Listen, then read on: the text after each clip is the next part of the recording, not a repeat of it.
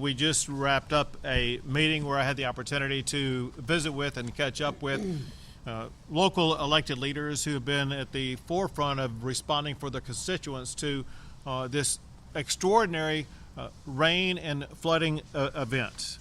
And it has been heart-wrenching to see our fellow Texans be literally inundated with record waterfall, record rise in water, flooding homes, destroying lives, and unfortunately even claiming some lives. We don't know with certainty the total number of lives lost. I do believe, however, at least 3 lives have been lost as a result of storms that have swept through here over the past few days. One is a police officer from the Conroe Police Department who lost his life in a tornado that was part of the storm.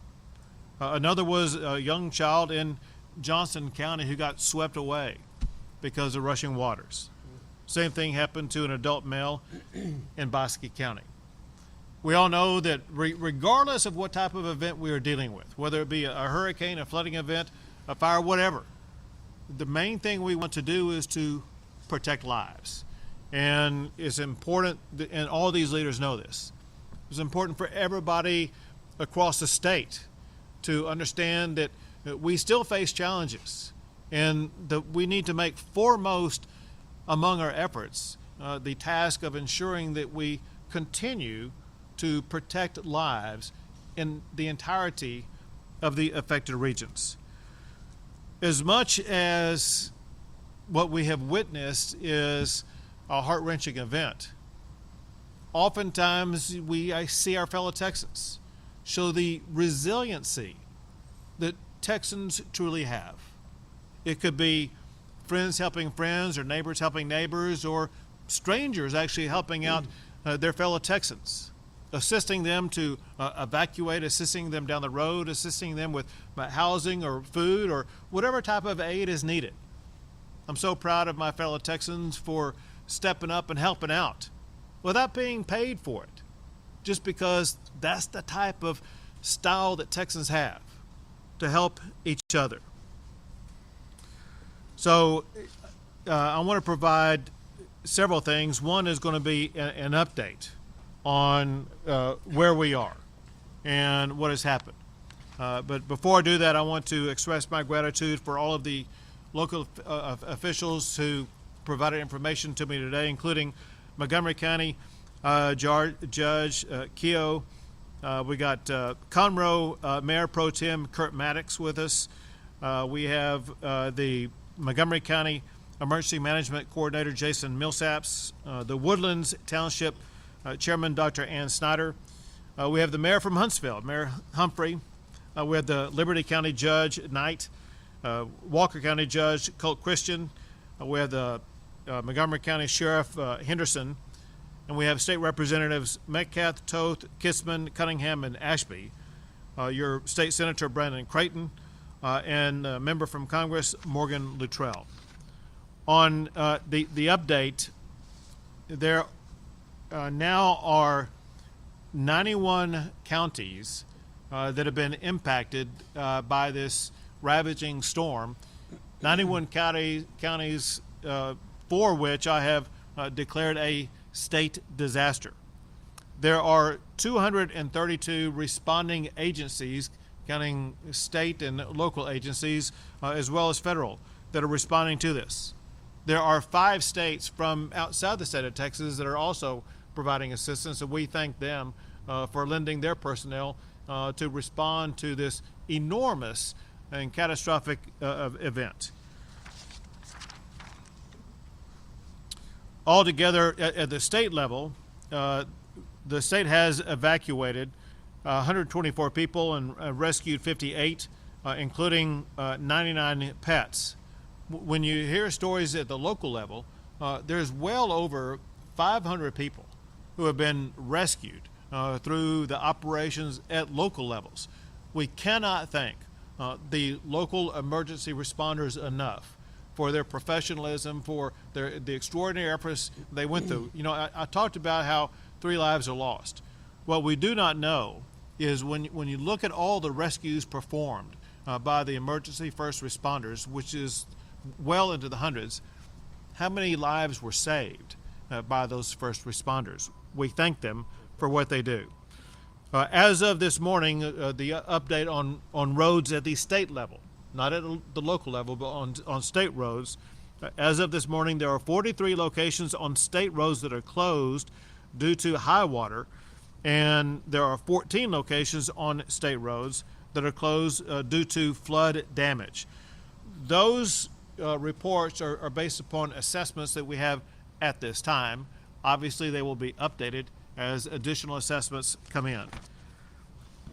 As far as power outages are concerned, at the peak on Thursday, there were about 160,000 power outages. As of a short time ago, that is down to now less than 7,000. As it concerns structures, damage to structures obviously is catastrophic for the owner of those structures, whether it be a residence, a business, or a government facility or building. But what we have reported is about 800 damage reports to structures across the entire region. Know this, and that probably is a very low number. The reason for it is because of the weather, because of the storms, because of the rushing water, we've not had the ability to make the assessments that are needed to be made in order to identify all of the structures that have been damaged. Those numbers will continue to come in and obviously and likely continue to grow in number here in the coming days. As far as shelter, because of the number of people who needed to evacuate, who needed to escape the storms, people were seeking shelter. As of today, the information we have is, at least as of last night, there were 125 people who were in a shelter situation at that time. That number may increase because of the reality that there is going to be an increase in water levels in rivers all across this entire region. That increase in the water flow of rivers could lead to greater flooding in those regions, which could lead to more evacuations of even more people. So that the number may grow to be more than 125, or in certain regions, as the waters begin to recede, there could be the opportunity for people to go back into their homes. Our goal is to make sure that everybody who needs shelter will be able to get that shelter. More information about that will be provided by Chief Nim Kidd here very shortly.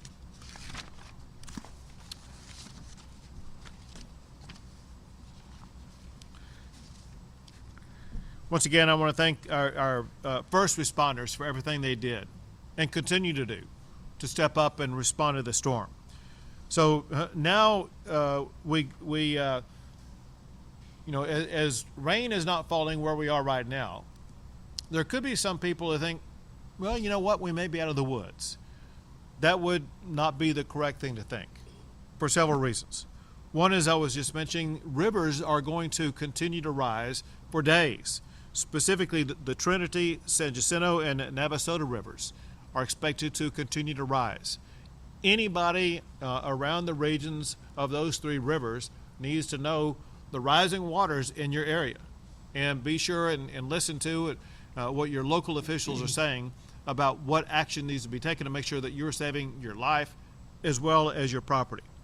There will remain road closures for a while. One thing we talked about in the briefing, and that is destruction to roads, whether they be state roads or county roads. It may take a while to be able to repair some of those roads based upon what the conditions are. And other roads, it may be perfectly fine after the water recedes, but we still need the time for the water to recede from those areas in order for traffic to be able to make it safely through those facilities or areas. One thing along these lines that I cannot emphasize enough, and that is everybody driving a vehicle, they can ensure that they protect their lives and the lives of others when they're on the road by making sure they never drive into high water. We've seen horrific deaths and injuries arise because of vehicles driving into high water, thinking that they could make it through, only to, in the end, lose their life. It is not worth risking your life to drive through high waters. You know the old saying, turn around, don't drown. It still applies, even though water is not falling where we are right now, especially around these areas that will have raging rivers that will be overflowing the banks in the coming days. Know that you could be in a situation where if you drive into that water, you could be putting your life at risk. Another thing that's going to be of utmost importance as we move forward from this day on is inspections of commercial facilities, of residential facilities, all different types of facilities to, for one, determine that there is no one who has been injured or lost their life, but two, what is the extent of damage and what must be done to repair those damages, and whether or not those damages can be reported and counted toward a FEMA disaster declaration.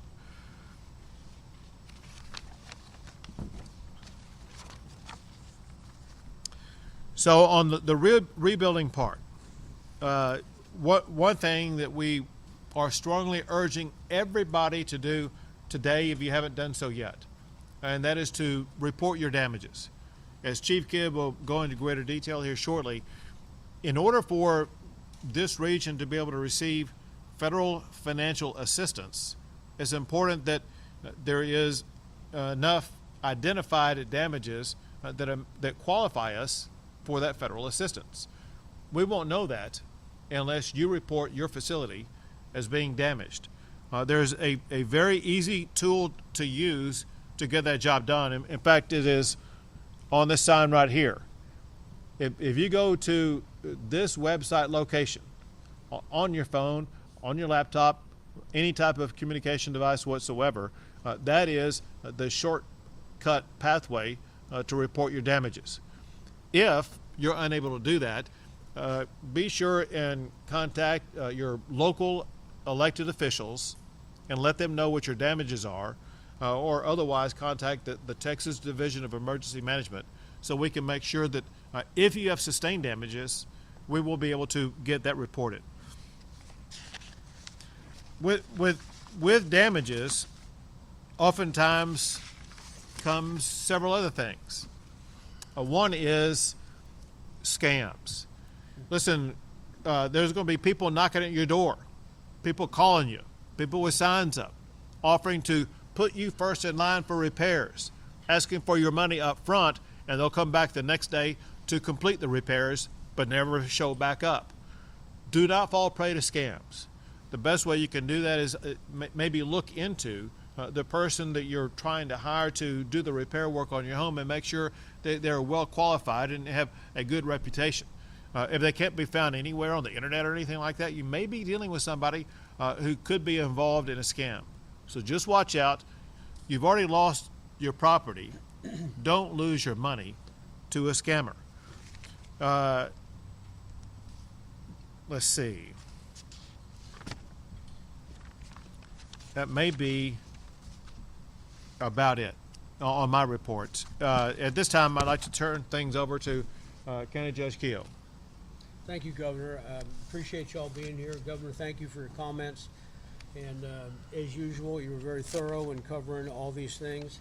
I do want to say, as you think about the amount of recoveries and the amount of rescues and whatnot, we already heard the state level, but as we now get into and really look at the hard numbers of what has taken place locally, I can tell you that in our county, we've got upwards between 300 and 350 rescues, whether it be from evacuations of homes, whether it be from people who have driven off the road and side of the road. So far, to the best of our knowledge, we have had no loss of life in Montgomery County, and for which we're thankful for. I also want to say that we now are in a recovery mode. We have been in the rescue and response mode. Being in the recovery mode, it is our goal, as you mentioned, Governor, that we have to do damage assessments, and we will go house by house into these communities and do those damage assessments, but we can't file this on the individual's benefit. They have to do it themselves. You've already been given the data that you need to do it. I would encourage you to write it down and to go to it and report the damage. And that way, the quicker we get that, the better off we're going to be. I will say that because, Governor Abbott, thank you because of your proactive approach in declaring a disaster early. Was remarkable for TDM to be able to send us the resources that we need. The Texas Task Force, who came here immediately, which is going to stay until we're done. Not just for us, but for the entire region, will be able to use these. There are other with mutual aid agreements that we have with other states who have come here and are helping us as well in the entire region. And as I say to all the elected officials, if you don't know what is available, then you need to contact our Office of Emergency Management right here in Montgomery County. We'll be glad to tell you anything that you need to know. But I believe we're moving in the right direction, but there's still a lot of work to do. So I'm just so thankful that you did that ahead of time and for the proactivity in that. And to Nim Kidd, we just appreciate it. Special thanks also to my Director of Homeland Security Emergency Management, Jason Millsaps, who is absolutely put together with our ESDs, with our Sheriff's Office, the constables, with the Department of Public Safety, with the various emergency agencies, a plan that we were planning for hurricane season. And guess what? We had a chance to practice it in this particular situation, and it has worked great. So I want to thank him specifically for that. And that's pretty much all we have, Governor. Very good. Thank you, Judge. And now Liberty County Judge Jay Knight. Thank you, Governor. Well, Judge Keogh, as you know, we're a little bit more rural than you are, so we don't have nearly the assets on hand immediately. But thank the good Lord, we have the governor's teams together with Texas Division of Emergency Management, who came immediately. Actually, they were there before the incident really started. Now, in that consideration, volunteer fire departments, we depend on those guys all over the county. And we have 14, I believe, at this time. And they're stressed, but at the same token, they're doing everything they can to help folks. We have the Texas game wardens with the Department of Wildlife that came out and helped us. They brought 7 airboats to help in the rescues. So we discussed this earlier, Governor, with you and Chief Kidd. The incident over on the East Fork of San Jacinto River is pretty much as far as the incident, but not the recovery. That's where we're at now. My biggest concern right now is the Trinity River. I know that the dam is releasing 115,000 cubic feet per second right now. 787, which is the foreign marker on the north end of our county, has a bridge that's just been closed by TxDOT for erosion. I mean, it was just completed about a year ago, but I just got notification that US 90 is going to be closed between Dayton and Liberty. So it tells you that the water is coming up. The water is still an issue. This incident is not over. Okay. But boy, have I got a great team I get to work with, and thank y'all so much. Chief Kidd, I think this is the 9th or 10th incident we've had in the last 10 years, and Governor, you've been right there with us. Thank you so much for everybody. Thank you, Judge. And now to Chief Nim Kidd, the head of the Texas Division of Emergency Management. Thank you, Governor. As the people at the table have mentioned, life safety is still our #1 priority. It will be our #1 priority through the duration of this incident. As we move into recovery mode, damage assessments are critical to our future success.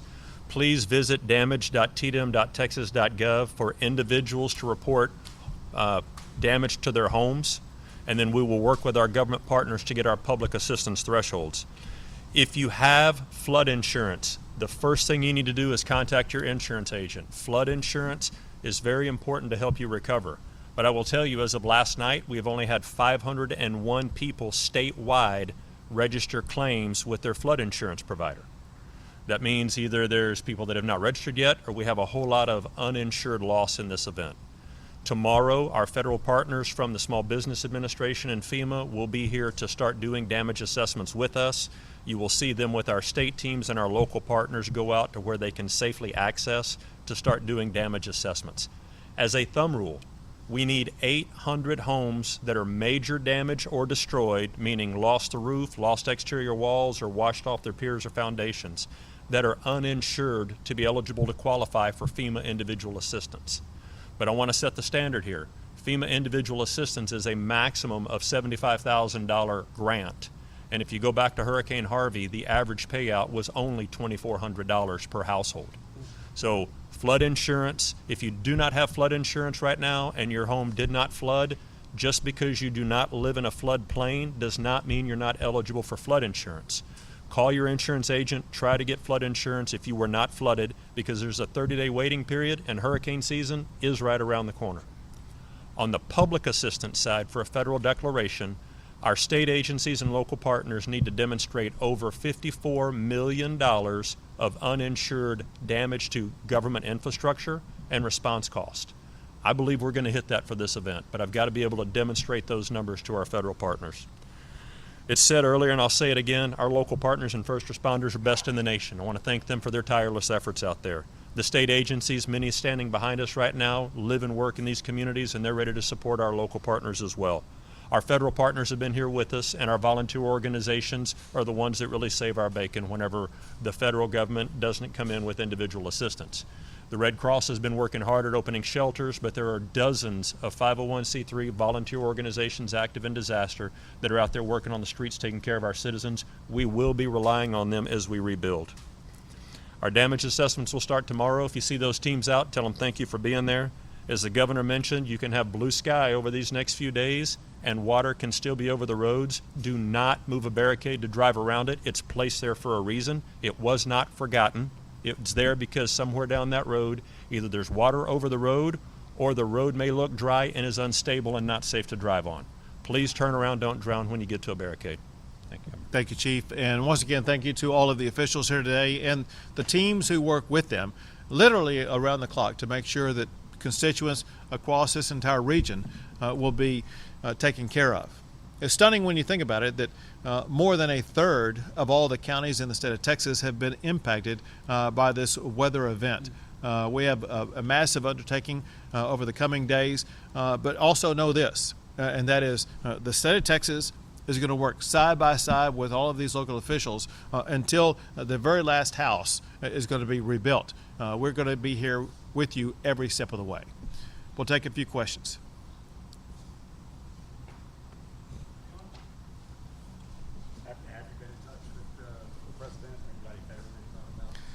So I have not yet. I don't know about NIM, but here's the way that it typically works, and that is we go through all the assessment part, and we kind of have to make an assessment about where we are before that official outreach begins.